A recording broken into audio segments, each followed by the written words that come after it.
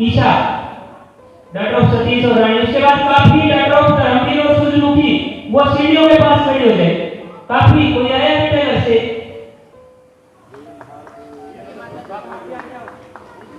Madam जी, आप माता जी को माला डालते हो साथ में, जो बच्चे के साथ आए हैं उनको भी।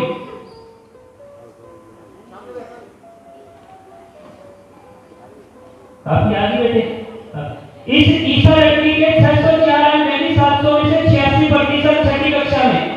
इसके बाद काफी, जो फर्स्ट आई है छठी कक्षा में, इस बच्ची के 623 अंक हैं, 700 में से 89, 89%।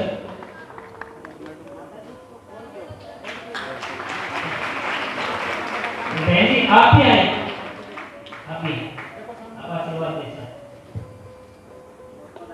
काफी के बाद सुनिए ना, ये हमारे साथी वीरेंद्र रानी की लड़की है, जो युवा संगठन के प्रधान, इनके साथ इनकी दादी जी आई हुई है। मेरा निवेदन है आप भी आए, सुने ना। वीरेंद्र, इनके पिताजी वीरेंद्र रानी और माता जी सुमन आए थे, पिताजी लेके इनके साथ युवा आशीर्वाद देने के लिए दादी जी को स्पेशल लेकर के आए हैं। सुनैना ने 656 अंक प्राप्त किए हैं, 700 में से 94% अंक इस बच्ची के हैं।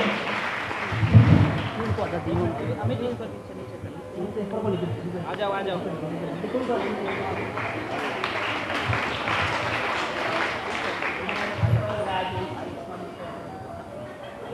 सुनैना के बाद अंशिका, डॉक्टर रणधीर और सुनीता, रणधीर और अमिता। अंशिका कौन है इनके साथ में? राजपाल जी आए हैं। अंशिका ने 7वीं कक्षा में 683 अंक प्राप्त किए, 98%। जोरदार तालियों से बच्ची का स्वागत करें।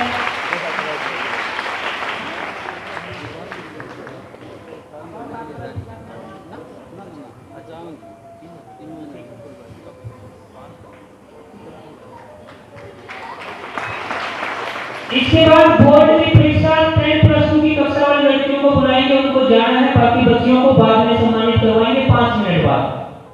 मैं निवेदन करता हूं मनीषा, डॉक्टर धर्मवीर और शर्मिला। बेटे कौन है आपके साथ? मनीषा अकेले आ जाओ। मनीषा, इसने 87% मार्क्स प्राप्त किए हैं बोर्ड की परीक्षाओं में, 436 500 में से। और ये बेटी, मैं इसको हर रोज देखता हूँ, ये घर का इतना काम करती है, यदि इसको सुविधाएं मिले तो ये लड़की रिकॉर्ड तोड़ सकती। बहुत अच्छी और प्रतिभावान बेटी है मनीषा। इसके बाद अमन, डॉक्टर रमेश और रानी। अमन बेटा आपके साथ कोई आया है? ठीक है। अमन और निशी दोनों फर्स्ट लड़कियां हैं, जिन्होंने 469 अंक प्राप्त किए हैं बोर्ड की परीक्षाओं में, 94% अंक। जोरदार क्लैपिंग से इन बच्चियों का स्वागत किया जाए। अमन, डॉक्टर रमेश और रानी। सुधीर जी, उसके बाद निशु, डॉक्टर संदीप और मीनू।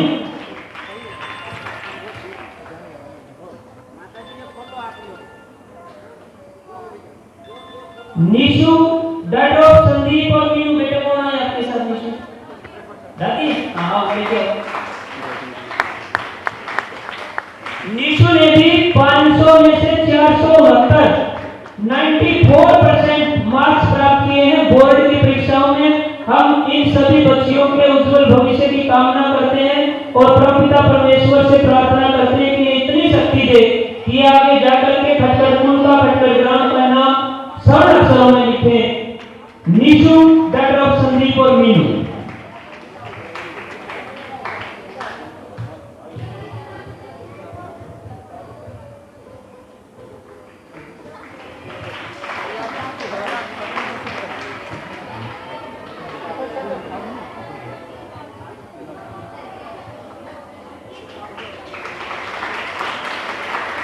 इन बच्चियों को आज आपके सामने इसलिए सम्मानित किया जा रहा है ताकि आप इनसे प्रेरणा लेकर के अगली बार मंच पर आप अपने माता पिता के साथ खड़े हों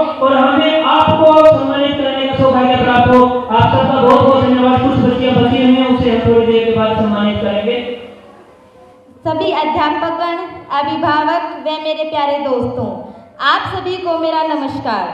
जैसा कि हम सभी जानते ही हैं कि 5 अक्टूबर का दिन विश्व भर में विश्व शिक्षक दिवस के रूप में मनाया जाता है। सर्वप्रथम 5 अक्टूबर 1962 को विश्व शिक्षक दिवस मनाया गया था। सर्वप्रथम 5 सितंबर को हमारे पूर्व राष्ट्रपति, उपराष्ट्रपति व शिक्षा गुरु डॉक्टर सर्वपल्ली राधाकृष्णन के जन्मदिन के अवसर को शिक्षक दिवस के रूप में मनाया जाता है। उसके बाद यूनेस्को ने 5 अक्टूबर के दिन को विश्व शिक्षक दिवस के रूप में घोषित किया और तभी से 5 अक्टूबर का दिन विश्व भर में विश्व शिक्षक दिवस के रूप में मनाया जाता है। सन 1966 में एक इंटर गवर्नमेंटल कॉन्फ्रेंस हुई थी जिसमें टीचिंग इन फ्रीडम संधि पर हस्ताक्षर किए गए थे। इस संधि में शिक्षक के मूल अधिकारों की बात, उनकी जिम्मेदारी, उनके रोजगार संबंधित संदर्भ एवं उनके टीचिंग संबंधी मुद्दों पर विचार किया गया था। इसीलिए शिक्षक दिवस को प्रति वर्ष विश्व शिक्षक दिवस को मनाया जाता है। विश्व शिक्षक दिवस मनाने के लिए 100 देशों ने समर्थन किया था, जिसे यूनेस्को ने पारित किया था। विभिन्न देशों में विभिन्न तारीखों को विश्व शिक्षक दिवस मनाया जाता है, लेकिन शिक्षक दिवस के रूप में 5 सितंबर और विश्व शिक्षक के दिवस के रूप में 5 अक्टूबर सबसे ज़्यादा प्रसिद्ध हैं। 5 अक्टूबर का दिन विश्व शिक्षक दिवस के रूप में पूरे भारत में मनाया जाता है। इस दिन सभी शिक्षकों को उनके कार्य के प्रति और सभी रिटायर्ड शिक्षकों को उनकी शिक्षा के प्रति विशिष्ट योगदान देने के लिए उन्हें सम्मानित किया जाता है और पुरस्कृत भी किया जाता है। जीवन में प्रथम गुरु माता पिता होते हैं। जितने अहम माता पिता होते हैं उतने ही अहम होते हैं हमारे गुरुजन। धन्यवाद। जय हिंद, जय भारत। बहुत अच्छा। कई बच्चों ने सोचा होगा कि ये 5 सितंबर को था, आज 5 अक्टूबर को प्रिया क्यों बता रही है।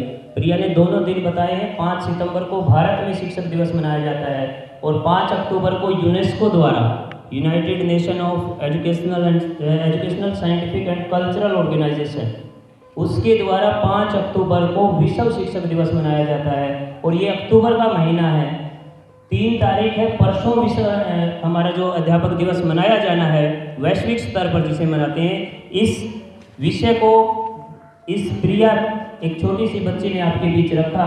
धन्यवाद, बहुत बढ़िया। गोल गोल पानी मम्मी मेरी रानी, गोल गोल पानी मम्मी मेरी रानी, पापा मेरे राजा, फल खाए राजा, पापा मेरे राजा, फल खाए राजा, सोने की चिड़िया चांदी का दरवाजा, सोने की चिड़िया चांदी का दरवाजा, उसमें कौन आएगा मेरा भैया राजा, उसमें कौन आएगा मेरा भैया राजा। Thank you. बहुत अच्छा। तो स्वामी जी से बात करेंगे। पहले तो आदेश स्वामी जी। धन्यवाद बहन जी, नमस्ते। और बताओ। तो आज यहाँ पर पधारे हो तो बच्चों को मोटिवेट कर रहे हो, और मैंने पहले भी आपकी सुनी है। हाँ, आपने वाइट की है मेरी शायद मोखरा में। मोखरा में। हाँ। और वैसे भी आपको देखते रहते हैं यूट्यूब पे भी। तो आज यहाँ पर क्या कहना चाहते हो? 2 छोटी छोटी बातें बहन।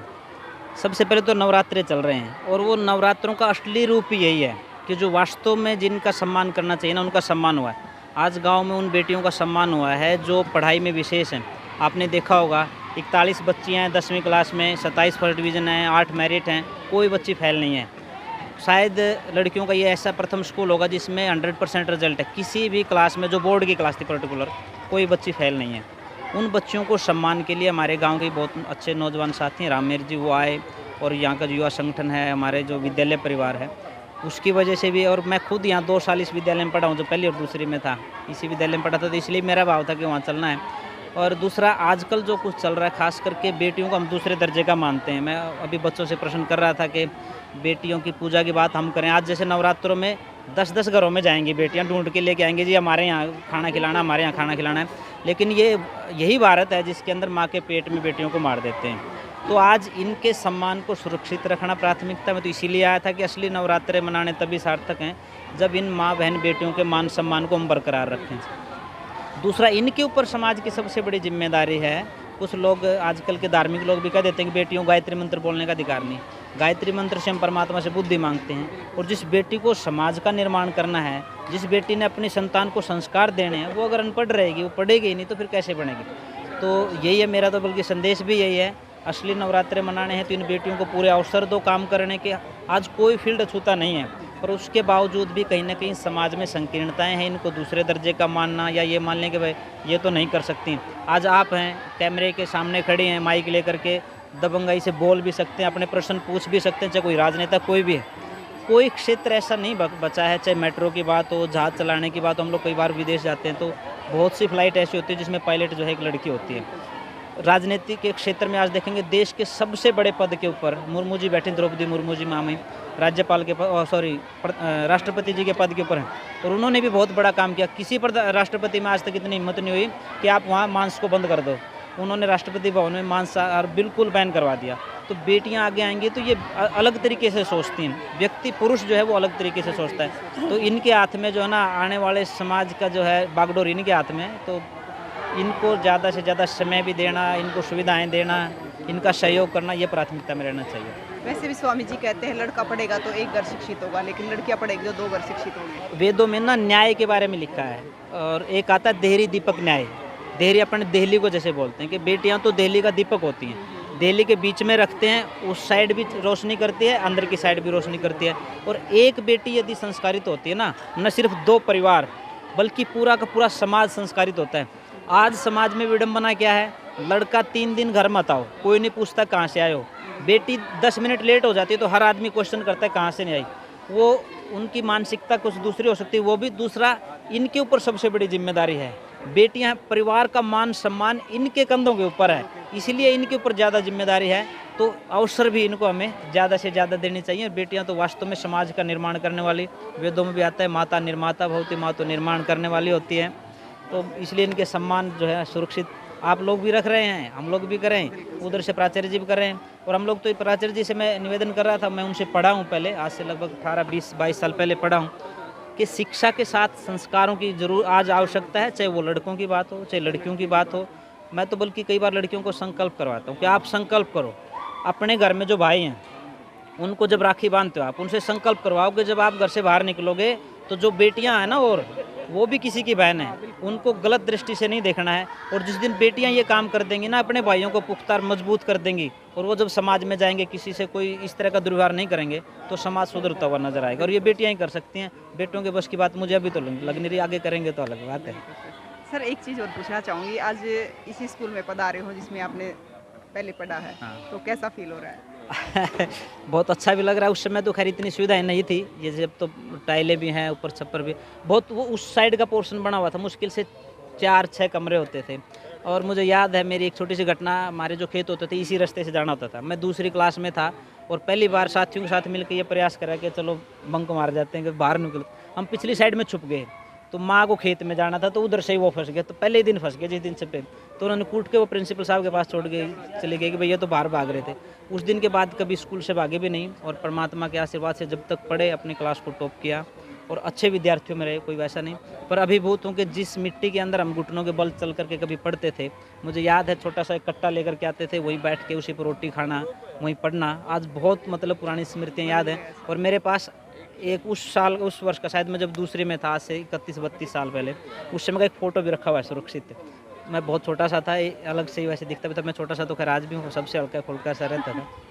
तो बहुत एक विशेष प्रेरणा कि जिस भूमि पे बैठ के हम लोग पढ़े हैं ना, वो भूमि बहुत पवित्र भूमि है। और इस खटखड़ की भूमि तो वैसे भी खटखड़ कलां से जिसका जो है ना निकास है, और शहीद आजम भगत सिंह का जो पैतृक गाँव है खटखड़ कलां, उसी के वंशज कहिए चाहे उन्हीं के हम लोग उस पीढ़ी के जो है ना धरोहर के रूप में उसको संभालने का प्रयास कर रहे हैं। और उन शहीदों की, क्योंकि आज़ादी का अमृत महोत्सव मना रहे हैं, और शहीद आजम भगत सिंह और उसकी 4 पीढ़ियाँ खटखड़ कला गांव से 4 पीढ़ियां जो है आज़ादी के आंदोलन में खपी हैं, तो हम तो इन लोगों को मोटिवेट करने के लिए, याद दिलवाने के लिए कि आपकी विरासत कितनी बड़ी है, इसलिए इनके बीच में आते हैं और कहते हैं कि आप नशों से भी बचो, बुराइयों से भी बचो, बेटियों का भी सम्मान करो, बड़े बुजुर्गों का भी सम्मान करो।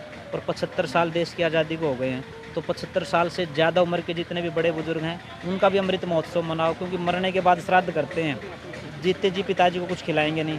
तो पिताजियों को भी मैं ये कहता हूँ कि आप भी कहना शुरू कर दो कि मेरा तू कनागत का मत भेजिए भाई, मैंने तू अभी करवा दे। कल मेरे साथ एक बड़े व्यक्ति थे, 76-70 साल की उम्र थी, मैंने वैसे ही कहा, मैंने कहा खाना खा लो, कि मेरा तो पेट भरा भरा लग रहा है। मैंने कहा लगता है किसी ने आपका भिजवा दिया होगा श्राद्ध के नाम पे, तो हंस रहे थे। उसकी नहीं, रियल ये है कि हम अपने बड़े बुजुर्गों का सम्मान आज जीते जी उनका करेंगे ना, तो 2 साल ज़्यादा जी जाएंगे। तो इन्हीं सिर्फ संस्कार, सेवा, सहयोग, इन्हीं बातों के लिए लगे रहते हैं। आपका भी बहुत बहुत धन्यवाद, और आपके सभी साथियों का भी। और मीडिया के साथी जब इस तरह की चीज़ों को प्रमोट करते हैं ना, तो समाज में सकारात्मक परिणाम देखने को मिलते हैं। और कुछ साथी आजकल वो डीजे पे जो ना दारू बेचने बदमाश जो है, उनको भी आप लोगों को रोकना पड़ेगा, उनके खिलाफ भी बोलो। बहुत बहुत धन्यवाद बहन, आपका भी और आपके साथी।